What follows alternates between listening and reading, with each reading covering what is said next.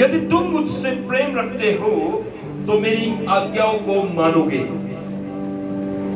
मैं पिता से विनती करूंगा और वह तुम्हें एक सहायक देगा कि वह सर्वदा तुम्हारे साथ रहे, अर्थात सत्य का आत्मा, जिसे संसार ग्रहण नहीं कर सकता, क्योंकि वह न उसे देखता है और न उसे जानता है। तुम उसे जानते हो क्योंकि वह तुम्हारे साथ रहता है और वह तुम में होगा।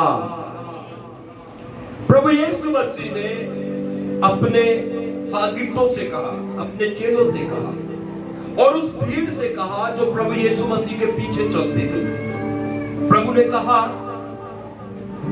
यदि तुम मुझसे प्रेम रखते हो तो तुम मेरी आज्ञाओं को मानोगे। प्रभु की आज्ञा मानना है, ठीक है।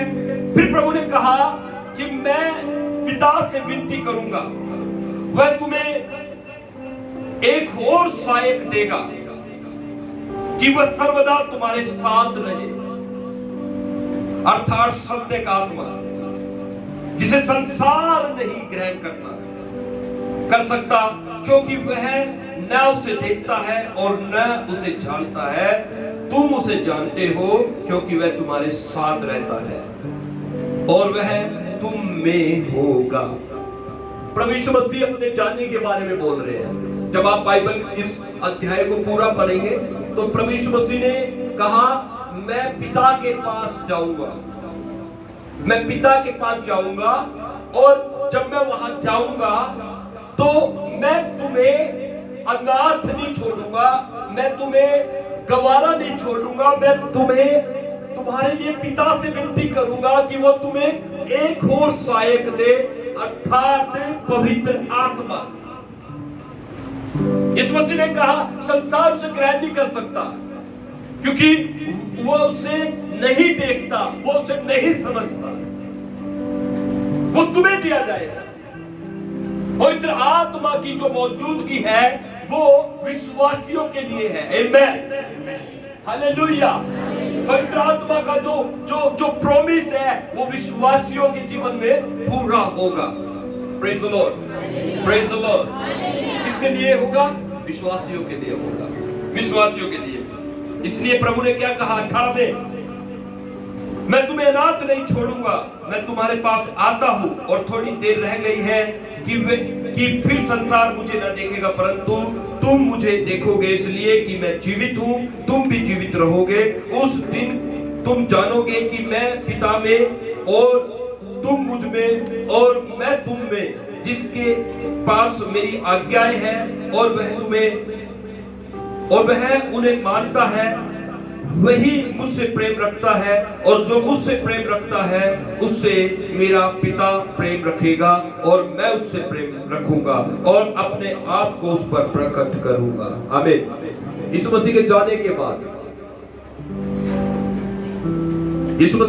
के बाद 50 दिन होने के बाद पवित्र आत्मा का दान उंडेला गया था। जब पेंटिकुस्त का दिन आया तो वे सब एक जगह इकट्ठा थे और क्या कर रहे थे वे लोग? परमेश्वर के सामने अपने घुटने टिकाए हुए थे, परमेश्वर की बढ़ाई कर रहे थे, परमेश्वर के नाम को धन्यवाद दे रहे थे और उस वायदे का पूरा होने की बात जो रहे थे, जो प्रभु यीशु मसीह ने अपने जीवन काल में उनसे प्रॉमिस किया था। यीशु मसीह ने क्या कहा था कि जब तक वो तुम पर ना उतरे तुम यरूशलेम को मत छोड़ना, जब तक प्रतिज्ञा को तुम पूरा होते हुए ना देखो तुम यरूशलेम को ना छोड़ना। प्रभु यीशु मसीह पवित्र आत्मा के बारे में बोल रहे थे। हालेलुया। ये बात कहां पर है?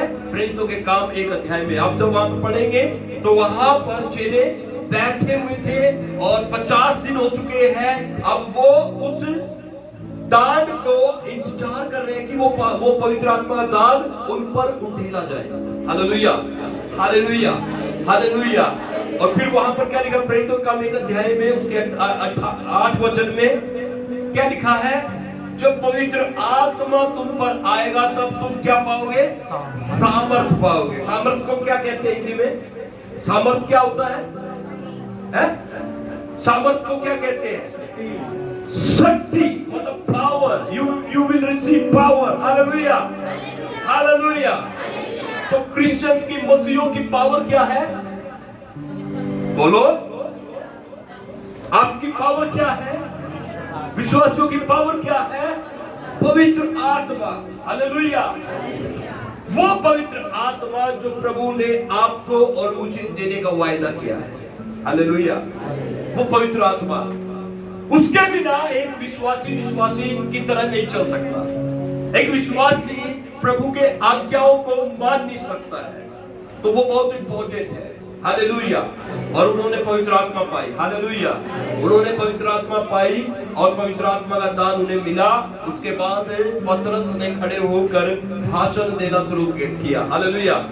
प्रचार करना शुरू किया, यहूदी लोगों को सुसमाचार बताना शुरू किया और ये बताना शुरू किया कि यीशु मसीह को क्रूस पर क्यों मरना पड़ा, यीशु मसीह क्यों क्रूस पर चढ़ाए गए, यीशु मसीह क्यों क्रूस पर मारे गए। पतरस ने ये कहना शुरू किया कि वही प्रभु यीशु मसीह जो क्रूस पर मारा गया है, वही तुम्हारा और हमारा उद्धार करता यीशु मसीह है। हालेलुया। तो ये बात को उन्होंने कहना शुरू किया क्योंकि उन्होंने क्या पाया? पवित्र आत्मा। हालेलुया। जब पवित्र आत्मा आएगा तो तुम क्या पाओगे? सामर्थ पाओगे। और पतरस ने क्या पाया? सामर्थ पाया। हालेलुया। पतरस ने क्या पाया? सामर्थ पाया। इसलिए जब भी आप प्रेयर करते हैं तो आपको पवित्र आत्मा की मौजूदगी होनी बहुत जरूरी है। Praise the Lord. जब पवित्र आत्मा की मौजूदगी आप पर होती है, आप एक डिफरेंट कैटेगरी में, एक डिफरेंट पर्सनैलिटी में आप चेंज हो जाते हैं। जो व्यक्ति पवित्र आत्मा की मौजूदगी प्राप्त करता है उसको कहते हैं ट्रांसफॉर्मेशन, उसको कहते हैं परिवर्तन, उसको कहते हैं बदलाव। Praise the Lord.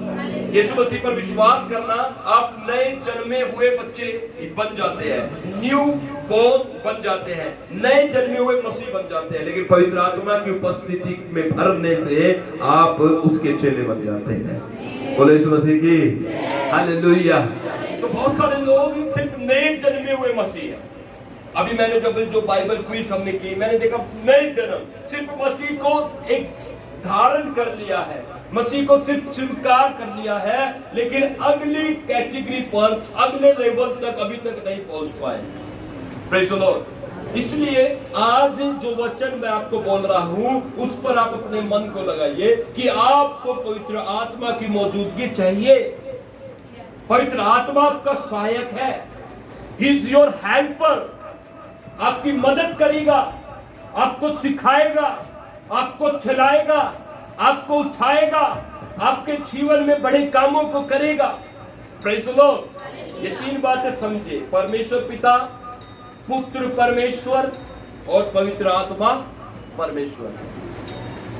ठीक है, ये ट्रिनिटी को समझना जरूरी है। परमेश्वर जिसने पूरी कायनात को, सृष्टि को रचा, प्रभु यीशु मसीह जो परमेश्वर का ज्ञान होकर इस पृथ्वी पर आया, पवित्र आत्मा जो प्रभु यीशु मसीह की उपस्थिति को प्रकट करता है। हालेलुया। तो इसलिए पवित्र आत्मा की सहायता आपको चाहिए, उसका दान आपको चाहिए। जब आप प्रेयर करते हैं, यीशु मसीह ने स्पेसिफिक ये कहा था मत्ती 7 में, क्या कहा था? अब तुम कहा था मांगो तो तुम्हें, ढूंढोगे तो तुम, और खटखटाओगे तो तुम्हारे लिए, क्योंकि जो कोई मांगता है और जो कोई ढूंढता है और जो कोई खटखटाता है, बोलो यीशु मसीह की हालेलुया। समझ रहे हैं मेरी बात को? और फिर प्रभु ने क्या कहा था? तुम में से कौन पिता है जब उसका पुत्र उससे क्या मांगे? है रोटी मांगे तो उसे पत्थर दे, और मछली मांगे तो उसे सांप दे। फिर प्रभु ने क्या कहा? तुम बुरे होकर अपने बच्चों को अच्छी अच्छी वस्तुएं देना जानते हो, तो तुम्हारा स्वर्ग पिता तुम्हारे मांगने पर पवित्र आत्मा क्यों ना देगा?